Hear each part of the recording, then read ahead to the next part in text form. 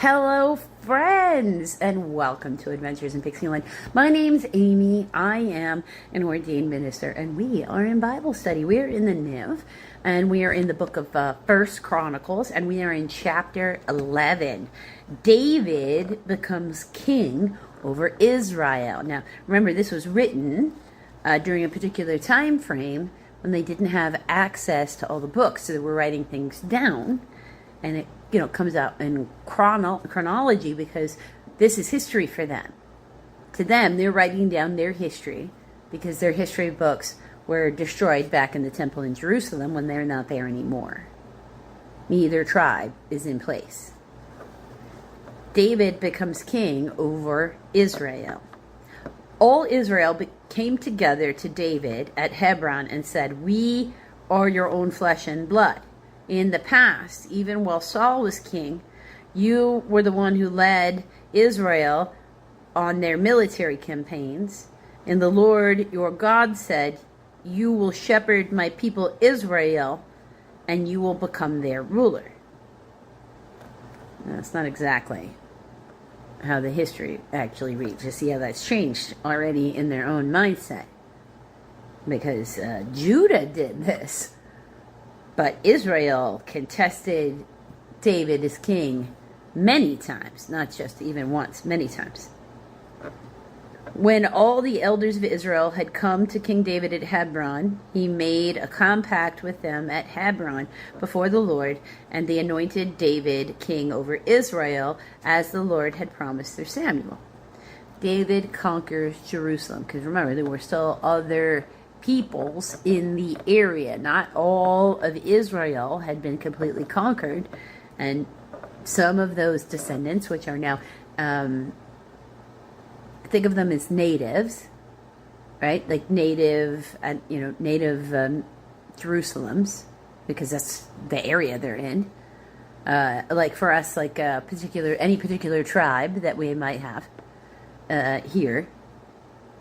Very particularly heavy if you're looking at like the Aztec or Incas, like that type of, that far back, rooted in the area, trying to give them same sort of level of, like, because complete respect to all native tribes anywhere, so that kind of root, right?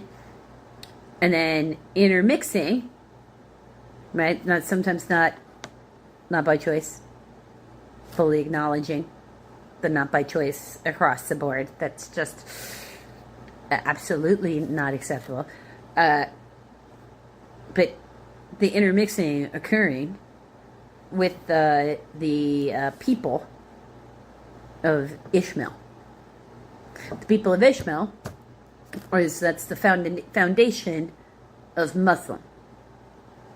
That's really where it starts, because he is the oldest son of Abraham. That's why it's the three, and they worship this. They disagree. That's my personal opinion. They disagree about the worship of the On High in some very extreme ways that makes a lot of people very upset, that I'm not actually going to get into, because that's not my fight. So I'm not in the middle of it. It's just where the history comes from, so you can know how far back we're talking about this going, because we are talking about the BC era here. Not 0 AD in the 2000 something that we're counting right now. Back way before that. That many thousands of years ago. So you have to, when they say blood feud, we're talking all the way back. And at that time, everybody was running around assaulting each other. It was acceptable to the people. So that's what was going on back and forth. David conquers Jerusalem. David and all the Israelites marched to Jerusalem, that is Jebus, like Jebus, the Jebusites who lived there, said to David, "You will not get in here." Nevertheless, David captured the fortress of Zion, which then became the city of David. David had said, "Whoever leads the attack on the Jebusites will become commander-in-chief." Jobab, son of Zeruiah, I do believe is Judah tribe, went up first, and so he received the command. David then took up residence in the fortress, and so it was called the City of David. He built up the city around it from the supporting terraces, so they got a footnote to A, or the Milo, Millo, to the surrounding wall. Well, Jobab restored the rest of the city, and David became more and more powerful because the Lord Almighty was with him. David's mighty men. These were the chiefs of David's mighty men. Together with all of Israel, gave his kingship strong support to extend it over the whole land as the Lord promised. This is the list of David's mighty men, which is a good thing to remember, that person in power only has the power that the people around them give them. Once nobody believes in this person anymore and they just stop listening to what they say, the power is removed.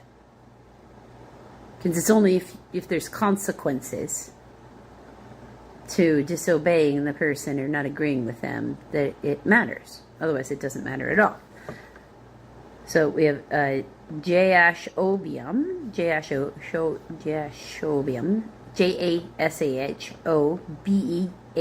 There's a footnote of B. Possibly a variant of Jashab, Jashob hyphen Baal, Baal, or Baal, if you want to pronounce both the A's. Both are correct. This is a variant of the language you're speaking in. Which just really means Lord.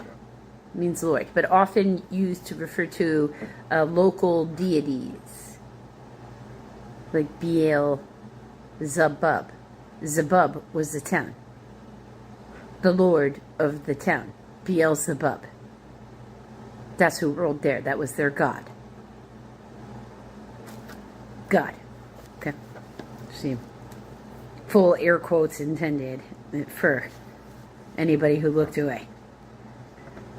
A Hasmonite, Jashobeam, a Hasmonite, Hacmonit, was the chief of the officers. Now that's got a footnote of C too. Or 30. In some Septuagint manuscripts, this Greek, 3. Also in 2 Samuel 23:80. So he was given like 30 officers. He raised his spear against 300 men, whom he killed in one encounter. So maybe him and his team, they could take on 10, or these were like one man killed, 300 people. That's a lot. Next to him was Eleazar, son of Dodai, Dodai, the Ahohite, Ahohite. When they say these things, they're talking about locations as these people come from. One of the 3 mighty men. He was with David at Pas, P-A-S, Damim, Tamim, when the Philistines gathered there for battle, at the place where there was a field full of barley. Cool. The troops fled from the Philistines, but they took their stand in the middle of the field. They defended it and struck the Philistines down, and the Lord brought about a great victory. This is likely because the Philistines believed that God could not conquer them in flat land or in plains, only in hills and mountains.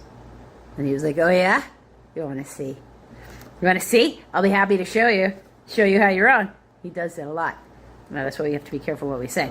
3 of the 30 chiefs came down to David to the rock at the cave of Adullam, Adullam, while a band of Philistines was encamped in the valley of Rephaim. They often fought, like here's 2 mountain things, and here's the battle. The battle's taking place in only so many of these kinds of locations. Rephaim is one of them. Depends on what period of history. At that time, David was in the stronghold, And the Philistine garrison was at Bethlehem. See, so that's how far they've gotten in. Land keeps going back and forth, back and forth. Just like any other location through history. David longed for water and said, "Oh, that someone would get me a drink from the well near the gate of Bethlehem." So the three broke through the Philistine line, drew water from the well near the gate at Bethlehem, and carried it back to David. But he refused to drink it. Instead, he poured it out before the Lord. "God forbid that I should do this," he said. "Should I drink the blood of these men who went at the risk of their lives, because they risked their lives to bring it back?" So David would not drink it. So that got him, like, it's not for the glory of me, it's for the glory of God, everything we're doing. So I dedicate this to God. And such were the exploits of the three mighty men. So cool. That in the previous chapters, we actually state all their names. Abishai, so they give it to us. Abishai, the brother of Jobab, was the chief of the three. He raised his spear against 300 men whom he killed, and he was doubly honored above the three and became their commander, even though he was not included among them. Okay. Benaniah, son of Jehoiada, was a valiant fighter from Kazabeel, Kabzeel, who performed great exploits. He struck down 2 of Moab's best men. He also went down into the pit on a snowy day and killed a lion. That's kind of amazing. And he struck down an Egyptian who was 7.5 feet tall. That's really tall. D. There's a footnote. And that is, or about 5 cubits or 2.3 meters. Okay, so that's really, I mean, I know somebody who is almost 7 foot. So, I mean, I know there are people who are about that tall that actually exist in the world. So that's really tall. 7'6" is pretty tall. Although the Egyptian had a spear like a what? Okay. Like a weaver's rod, so it was long, in his hand. Benaniah went against him with a club. Wow. He snatched the spear from the Egyptian's hand and killed him with his own spear. There you go. Such were the exploits of Benaniah, son of Jehoiada. He too was famous as the three mighty men. He was in greater honor than any of the 30, but he was not included among the 3. And David put him in charge of his bodyguard. Okay, so understand that during different times, because like, why would he go against some of the club? At different times, when people were being suppressed, one of the major things that they would do is remove blacksmiths from their towns. And if you needed anything made, you had to go into a town that was completely controlled by them. So they could approve what it is you were allowed to bring to the blacksmith for repair. Blacksmiths would know not to make you anything that could be a weapon. So they showed it didn't matter. He took his weapons from the others. Somebody who's less trained and less motivated is going to have a harder time. The mighty men were Ashiel, Hel, the brother of Jobab, Elihana, Elhanan, son of Dodo, from Bethlehem,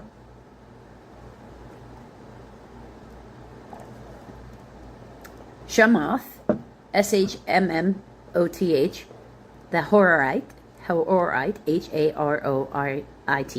Helez, Helez, the Pelonite, Era, the Ikish of Ikish, Ikkesh, from Tekoa, Te, not just the sound, the letter, please, Tekoa, Abiezer, Abiezer, from Ananoth, Anathoth, Sibbecai, Sibbecai, the Hushite, Shushathite,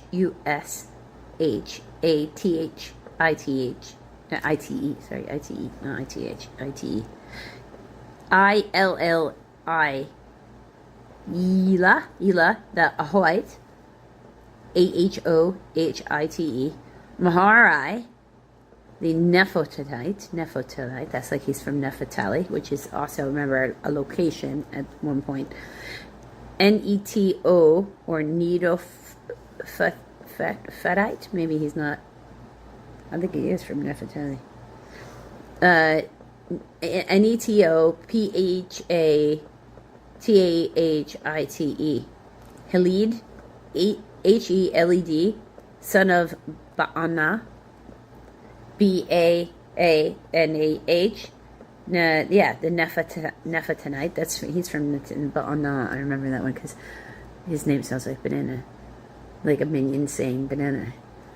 So his name is in my brain, and he is definitely from Naphtali. Ithia, son of Ribai, Ribai, from Gibeah in Benjamin. Benaniah, the Pirathonite, Priathonite. Huriah, Hurai, from the ravines of Gaash, Gaash. Abiel, the Arbathite, so the Arba, that's the salt mounds. Azamaneth, the Barumite, Bhrarumite. Elahaba, Elihba, the Shala'abonite, Shaalbonite. The sons of Hashim, the Gizonite, Gizonite. Jonathan, the son of Shagi, yeah, you heard me right, I said Shagi, Shagee. The Hararite, Hararite. Ahayim, son of Sakar, that's Ahiam, Sacar, like S-A-Car, Sakar, the Hararite. Eliphal, Eliphal.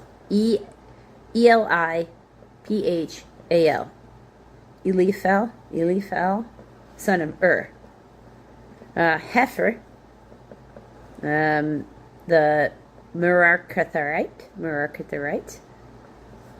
The Ahijah, the Pelonite. Hezro, like Peloton, like Pelon. Pelon. Hezro, the Carmelite. Naarai, Naarai, son of Izabai, Ezbai. Joel, the brother of Nathan. Mibhar, son of Haggai. Zalik, the Ammonite. Naharai, the Betharite, the armor bearer of Jobab of Zeruah. Ira, the Ithrite. Garebib, the Ithrite. Uriah, the Hittite, that's the one he had murdered, so you could have Bathsheba. Zebadad, son of Ahaliel. Adoniah, Adina, son of Shiza, Shiza, like Shiza. That's cool. The Reubenite, who was chief of the Reubenites, and the 30 with him. Hanan, son of Makkah.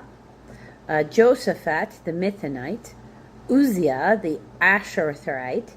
Shammah and Jael, the sons of Hotham, the Arorite. Jedidiah, son of Shimri, his brother Joah, Joha, the Tizite, Tizite. Eliel, Eilel, the Mahavite, Mahavite. Jerebiah and Josaphiah, Joshaviah, the sons of Elanam, Elnaan. Ithmaah, the Moabite, and Eliel, Eliel, Obed, and Jaasiel, Jaasiel, the Mesobiite, Mezo, B-A-I-T-E. That is the calling of the names for David.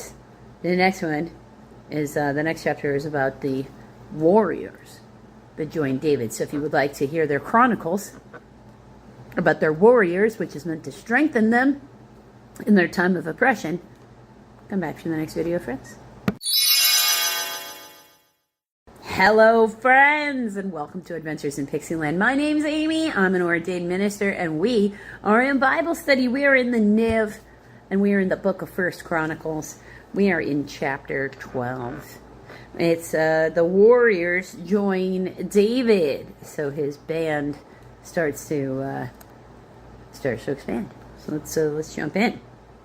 These were the men who came to David at Ziklag, Z-I-K-L-A-J, while he was banished from the presence of Saul, son of Kish. They were among the warriors who helped him in battle. They were armed with bows and were able to shoot arrows or sling stones, right-handed or left-handed. And it wasn't like a slingshot, because what we think of in that this ability to do it, that's almost like saying it's a crossbow versus a sling, which they sling. Takes a lot more accuracy. It's a lot more difficult to sling a sling. So to be able to do that left-handed or right-handed, that's some dexterity right there. They were kinsmen of Saul from the tribe of Benjamin. Ooh, so defectors who'd rather have David. Ahiezer, A-H-I-E-Z-E-R, their chief, and Joash, the sons of Sheamah, the Gibeathite. So that's up north there. It's Gibeah, right? Jeziel, and Jeziel, and Pelet, P-E-L-E-T, sons of Azamath, and we just read about down here. Berakah, B-R-C-A-H, Jehu, the Anathonite, and Ishmaiah, I-S-H-M-A-I-A-H, the Gibeonite. Mighty men among the 30, who was the leader of the 30. Jeremiah, Jahaziel, J-A-H-A-Z-I-L, Johanan, J-O-H-A-A-N, J-O-H-A-A-N-A-N, Jozabad, J-O-Z-A-B-A-D, the Gideonite, Eluzai, E-L-U-Z-A-I, Jeremoth, Belaliah, B-E-A-L-I-A-H, Shamariah, S-H-E-M-A-R-I-H, Shephetath, S-H-E-P-H-A-T-I-A-H, the Haruphite, H-R-U-P-H-I-T-E, Elkanah, E-L-K-A-N-A, Isaiah, I-S-S-H-I-A-H, Azarel, A-Z-A-R-E-L, Jozer, and Joshabim, the Korathites, Joelah, and Zebediah, the sons of Jeroham of Geder. Some Gadites defected to David at his stronghold in the desert. They were brave warriors, ready for battle, and able to handle the shield and the spear. Their faces were the faces of lions, so very fierce, and they were swift as gazelles in the mountains. Ezer was their chief, Obadiah the second in command, Elab the third, Mishamanah, M-I-S-H-M-A-N-N-A-H, the fourth, Jeremiah the fifth, Attaiah, A-T-T-A-I, the sixth, Eliel the seventh, Johanan the eighth, Elzabad, E-L-Z-A-B-A-D, the ninth, Jeremiah the 10th, and Mechabaniah, M-A-C-A, like Mac, B-A-N-N-A-I, Mechabaniah the 11th. These Gadites were army commanders. The least was a match for 100, and the greatest for 1,000. It was they who crossed the Jordan in the first month when it was overflowing all its banks, and they put it to flight anyone living in the valleys, to the east and to the west. Other Benjaminites and some men from Judah also came to David in his stronghold. David went out to meet them and said to them, "If you have come to see me in peace to help me, I am ready to have you unite with me. But if you have come to betray me to my enemies, when my hands are free of violence, may the gods of our fathers see it and judge you."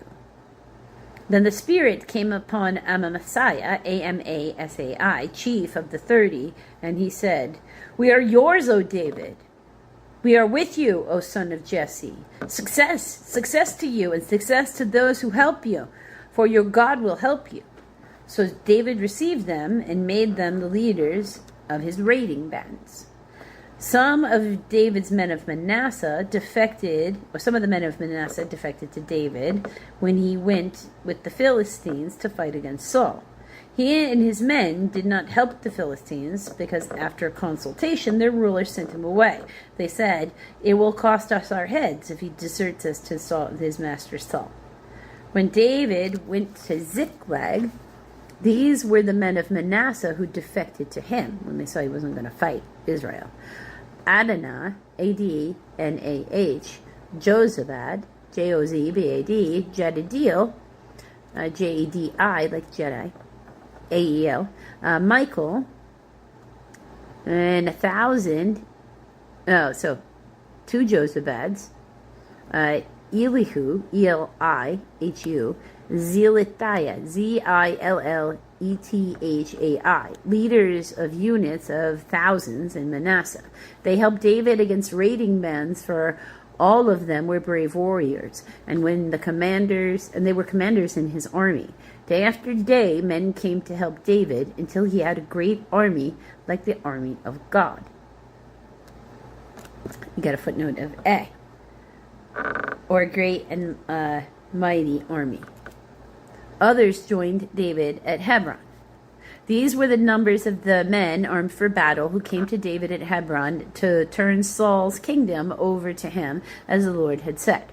Men of Judah carrying shield and spear, 6,800 armed for battle. Men of Simeon, warriors ready for battle, 7,100. Men of Levi, 4,600, including Jehoiada, leader of the family of Aaron, with 3,700 men, and Zadok, a brave young warrior, with 22 officers from his family.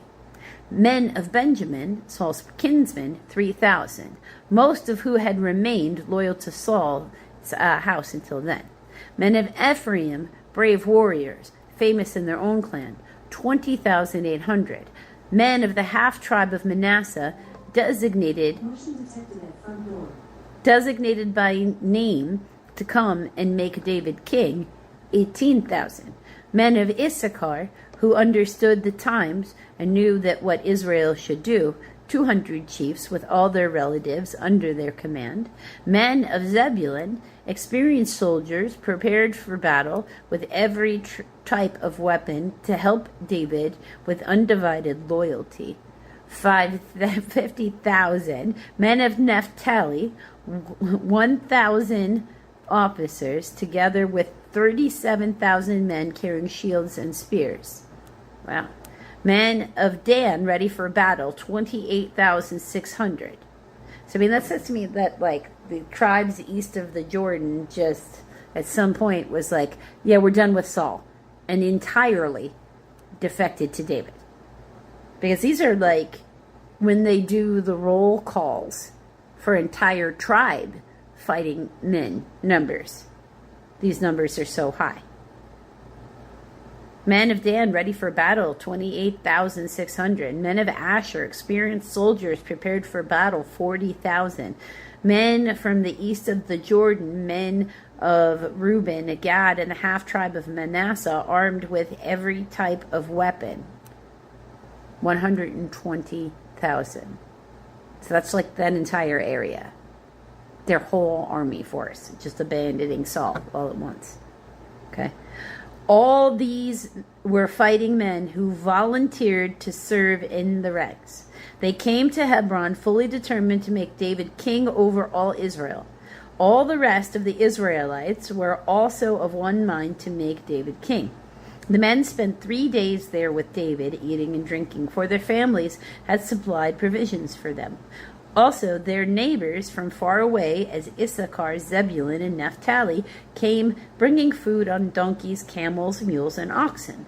There were plentiful supplies of flour, fig cakes, raisin cakes, wine, oil, cattle, sheep, for the joy in Israel. For there was joy in Israel. So it was a celebration, a planned party that they came and pulled all together to rally around who they were feeling was their one true king. Yep, that's definitely a kind of story you want to tell people when you're in diaspora, where everybody is scattered and you're nowhere near your homeland, right? Isn't that just a thing that's supposed to make you feel hopeful? One day, a king will rise up and you too will be safe. That's what they were saying. Because that's what you need in times of trouble. We have superhero movies now. That's what we do.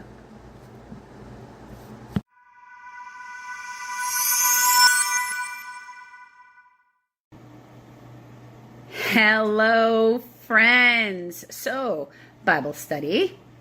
The Niv, Acts. We're doing chapter 17 today. We're actually going to do the whole chapter. I would do it in different segments, but you can't really, because it's sort of like the characters continue from one thing to the other.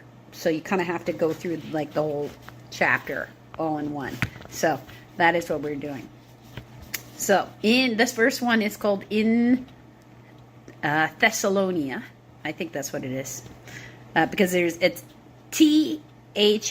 Thessalonica.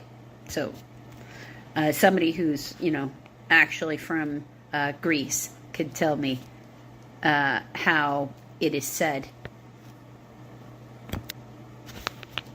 Like Mario, if you're watching this, yes, I am specifically talking about you. This is your end of the world here. I have a friend who's like natively from Greece, but grew up here. So, he, in his head, it's all Greek, and then he translates it into English. So, when they had passed through Amphipolis, there we go, and it's broken up. Amphipolis and Apollonia, yeah. They came to Thessalonica, where there was a Jewish synagogue. As his custom was, Paul went to the synagogue, because remember, he was Sanhedrin, so he's, he's an educated professional speaker, educated in the law. On 3 Sabbath days, he reasoned with them from the scriptures, explaining and proving that Christ had to suffer and rise from the dead, that Jesus, and this Jesus I am proclaiming to you, is the Christ. He said, and some of the Jews were persuaded and joined Paul and Silas, as did a large number of God-fearing Greeks, and not a few prominent women. Okay, now, there's a couple of things there with those. So firstly, this is how that Sanhedrin is supposed to work in the first place. They're like the Senate. They are supposed to sit there and know the law and debate back and forth. And they're a culture that is also supposed to seek their Messiah. Now, Greek culture is not off from that. I mean, Greek culture has got lots of gods. Like, there's a whole pantheon up there. Pick one. And, and nobody cares. Nobody cares which one of them you follow. They're not like, it's not like they're going to try to run around and kill you because one worships Zeus and the other one Apollo. I mean, their system's not set up that way. It's kind of like the Romans. The Romans never met a god they didn't like until they became Catholic, right? And then it all changed. So he's there and he's arguing, with them. He's debating with them. Like, it's not yelling, it's, it's debate.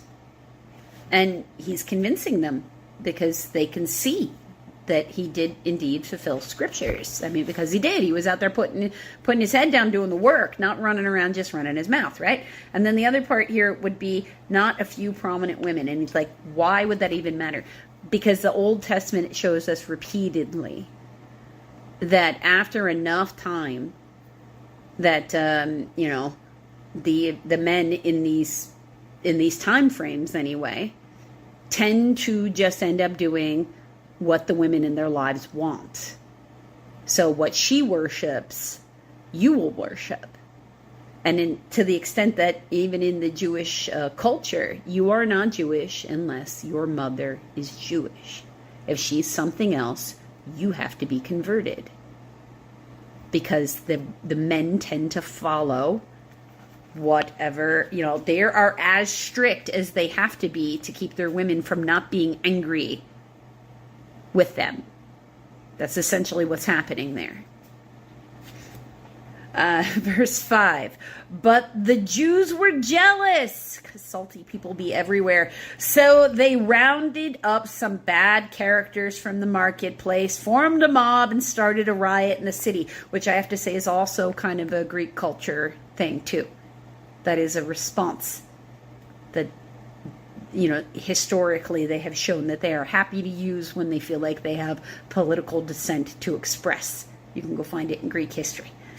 They rushed to Jason's house in search of Paul and Silas, because that was they like to get to the point, in order to bring them out to the crowd. But they did not find them. They dragged Jason and some other brothers before the city officials, shouting, "These men who have caused trouble all over the world have now come here, and Jason has welcomed them into his house. They are all defying Caesar's decrees, saying that there is another king, one called Jesus." When they heard this, the crowd and the city's officials were thrown into turmoil. Well, I guess they're a little weak-willed, aren't they? Then they made Jason and the others post bond and let them go. So they arrested them. But, like I said, the rabble-rousing is one of the ways that culture expresses dissent. But that doesn't mean you take it to crazy places and you kill everybody or something. There's too many different competing ideas and cultures and even political factions going on in there, because this culture is incredibly old. Even by this point in history, it's incredibly old. That they don't, because remember, in this time frame, in the Old Testament, when you're in the Old Testament of the Bible, you've got characters in there who are Sadducees, who are world known, and they were teaching Socrates, right? So that puts you in. So when we're in the New Testament, it puts you into where they are in the time frame of Greek history. So there's a lot of political factions. They're not, they're not just going to stone everybody there for everything. It's like they don't have that kind of, so don't make them go away and calm down. Okay, all right, just, stop irritating people. Now go. Because they don't, this is not worth the energy. And they just have that way of letting the emotions. That's part of the Greek people are very, very energetic, very emotionally excitable, if you will. But in good ways. Right? In very good ways. It's just if you're going to have that, at the party, it's a party, like you get to see in those movies. That means those, high emotions are also high emotions at other times. And when that's your normal, then you're not necessarily, in order to not make giant, terrible things happen in your life, you have to have a way of just, okay, I'm done with that now. Right? And that's really what they did. So now in Berera, we're in verse 10 here. As soon as it was night, the brothers sent Paul and Silas away to Berera. They hot-footed it out of there. On arriving there, they went to a Jewish synagogue. Now, the Bereans were of a more noble character than the Thessalonians. That's a little shade there. For they received the message with great eagerness and examined the scriptures every day to see if Paul said what Paul said was true. So, okay, all right, let's see if you're right. Let's see if we can prove you right. I like that better rather than let's see if we can prove you wrong. Many of the Jews believed, as did also a number of prominent Greek women and many Greek men. Good. When the Jews in that Thessalonia learned that Paul was preaching the word of God at Berea, they went up there too, agitating the crowds and stirring them up. Of course. Why is it that bullies always need crowds? I personally have the opinion that everybody who's a bully is just a coward, really. You're a closed-minded coward. The brothers immediately sent Paul to the coast, but Silas and Timothy stayed at Berea. The men who had escorted Paul brought him to Athens, and then left with instructions for Silas and Timothy to join him as soon as possible. Okay. In Athens, while Paul was waiting for them in Athens, he was greatly distressed to see a city. The city was full of idols. Like I said, there's a pantheon. Pick whatever god you want. They're all worshipped in Athens. So he reasoned in the synagogues with the Jews, that would be his custom, and the God-fearing Greeks, okay, as well as in the marketplace day by day with those who happened to be there. So, the soapbox preacher, all right, I'm with you. A group of Epicurean and Stoic philosophers began to dispute with him. Well, that's also the Greek culture. Some of them asked, what is this babbler trying to say? Because, also, they're Greek. And he's, Israeli. So, who knows what kind of language barrier is happening here? Others remarked, he seems to be advocating foreign gods. So some of them could understand him better. And then they were telling other people, because, who knows what he was speaking. He could have been speaking, Hebrew the whole time, and it just could have been that there was a Greek there who could speak Hebrew, and the rest of them are like, what is he saying? Because they don't even understand his language. But they're watching him, because he probably seems very adamant. In my brain right now, he's sort of like an evangelical preacher. They said this because Paul was preaching the good news about Jesus and the resurrection. Then they took him and brought him to a meeting of the Areopagus,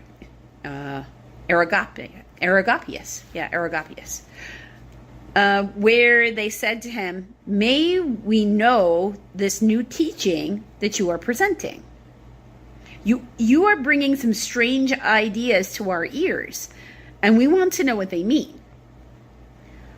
All the Athenians and the foreigners who lived there spent their time doing nothing but talking about and listening to the latest ideas. So they're all open-minded people. They're like, what's this now? Wait, do you have another god for us? That's great. Tell me about your god. I want to see if I can absorb your god too. Because apparently that's all they spend their time doing. Paul then stood up in the meeting of the Areopagus and said, men of Athens, I see that in every way you are very religious. That's why you got a lot of gods. For as I walked around and looked carefully at your objects of worship, I even found an altar with this inscription, to an unknown God. Now, what you worship as something unknown, I am going to proclaim to you. He's trying to, okay, so this unknown God isn't really unknown, is what he's trying to say. The God who made the world and everything in it is the Lord of heaven and earth, and does not live in temples built by hands. And he is not served by human hands as if he needed anything, because he himself gives all men life and breath and everything else. From one man he made every nation of men, that they should inhabit the whole earth, and has determined the times set for them and the exact places where they should live. God did this so that men would seek him and perhaps reach out for him and find him, though he is not far from each one of us. All right, Paul, I'm with you, because this is absolutely the stuff that I believe. For in him we live and move and have our being. As some of your poets have said, we are his offspring. Therefore, since we are God's offspring, we should not think that the divine being is like gold or silver or stone, an image made by man's design and skill. In the past, God overlooked such ignorance. But now he commands all people everywhere to repent. When you know better, do better. All the time. No more excuses for ignorance once you're taught. Then it's just a choice. For he has set a day when he will judge the world with justice by the man he has appointed. He has given proof of this to all men by raising him from the dead. When they heard about the resurrection of the dead, some of them sneered, but others said, we want to hear you again on this subject. At that, Paul left the council. A few men became followers of Paul and believed. Among them was Dionysius, a member of the Areopagus, which is a god of wine, if I'm not mistaken. Kind of like, or something of that nature. So, just in case my Greek was rusty, which it's not, I paused and had Alexa confirm. He's the god of wine and parties, and sex and orgies and stuff. But likely this is a title, and this guy's not actually named after the Greek god, but who knows? Maybe his mother was one. Because I feel like that would have been a little bit like tempting fate. But I'm also part Greek, but not raised in the culture, so and maybe it's considered okay. He was a member of the Areopagus, so he's like one of their chief, scribe intellect kind of people. And also a woman named Demarius, and a number of others.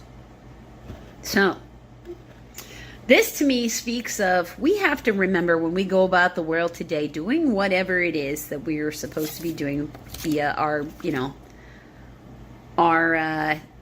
divine plan, because he's got a plan for each of us of what we're supposed to be doing. And we're either on our purpose or we're not. But remember, the large part of being on our purpose is being in the right room. You have to be in the right room. Now, it doesn't mean you're not going to have haters, because sometimes haters are going to follow you around.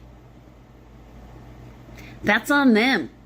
Your light's irritating their demons. Sucks for them. You keep doing what you're supposed to be doing. And when you're in the right room, you're going to know you're in the right room. Because things will line up. And things happen peacefully, because being in alignment with him is supposed to bring more peace into your life. The conflicts are just supposed to be trying to teach you how to respond differently with the world, so that you can keep anchored in reacting, well, responding, because reaction is instantaneous and we don't really want that. We want to pause and think. We want to respond to our 3D environment differently than we did.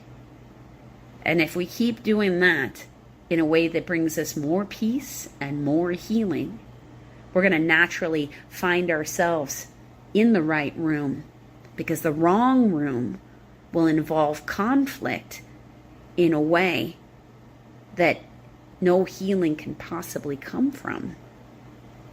Because while you're trying to be a better person, that other person isn't.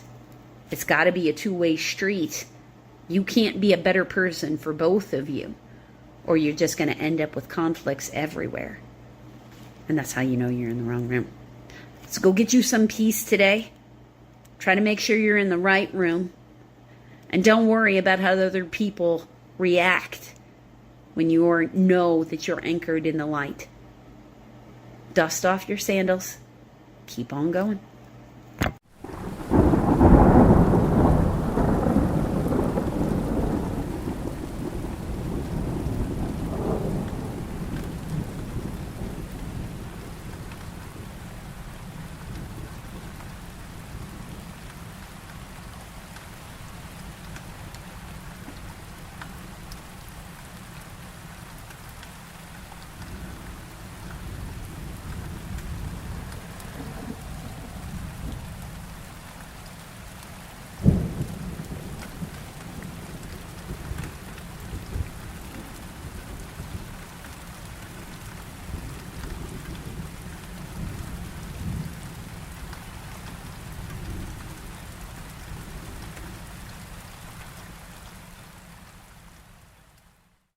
Hello, friends, and welcome to Adventures in Pixieland.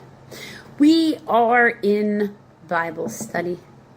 My name is Amy, and I am an ordained minister. We are in the NIV, and we will be through this year. In 2026, we will start the KJV, because the goal is as many versions of the Bible as we can, and to do a comparison language, which we will start doing with the Proverbs at some point this year. I've got the groundwork laid. I just haven't really fully started comparing the two sets of languages to each other just yet, but I've got it all in place so I can do it easily. Now, in this video though, we are in book 1 of the Psalms, and we are in Psalm 6, which we're going to do verses 1 through 10, which comes with an instruction that for the music director with stringed instruments according to the Sheminith, which is a musical term,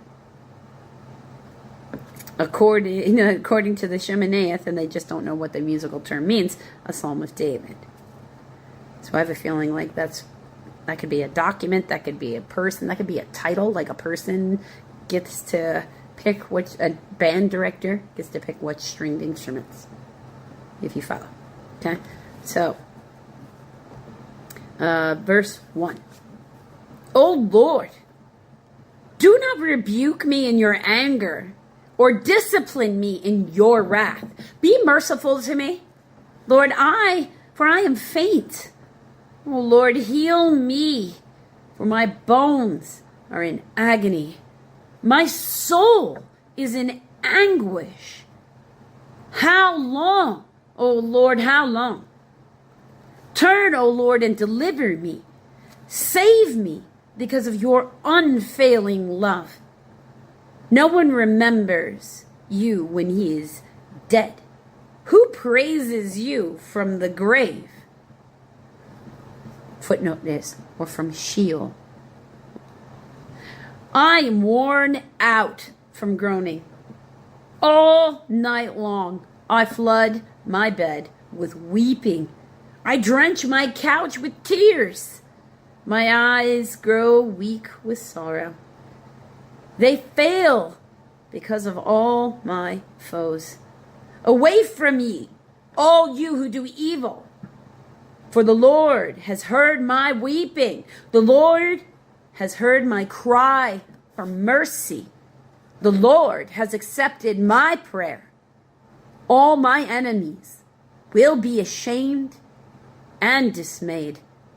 They will turn back in sudden disgrace. See, we've always been praying for his mercy.